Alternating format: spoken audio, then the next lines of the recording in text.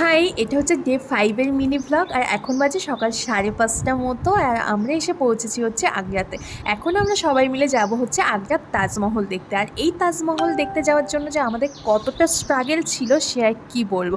যখন থেকে আমাদের এই ট্যুরটা ঠিক হয়েছে, যখন আমরা জানতে পেরেছি যে আমরা তাজমহলেও যাব, ইনস্টাগ্রাম ফেসবুক ঘেটে ঘুটে এত রিলস দেখে ফেলেছি যে মাথা খারাপ হয়ে গেছে। তাজমহলে যাওয়া নিয়ে আমরা এত বেশি এক্সাইটেড ছিলাম যে রাত 12টার সময় স্নান করে ফ্রেশ হয়ে নিয়েছি, কেননা সকালবেলা যখন আগ্রাতে পৌঁছাবে তখন সবাই স্নান করতে করতে আমাদের আর রেডি হওয়া হবে না।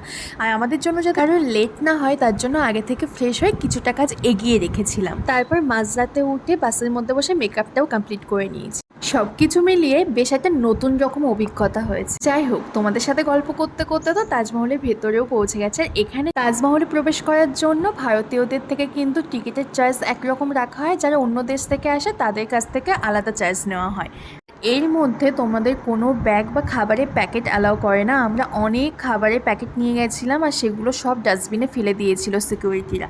সত্যি জায়গাটা এতটা সুন্দর যে মনে হচ্ছিল ঘন্টার পর ঘন্টা এখানে বসে থাকি। তো ভিডিওটা এই পর্যন্ত, তোমাদের কেমন লাগলো অবশ্যই জানিও। বাই।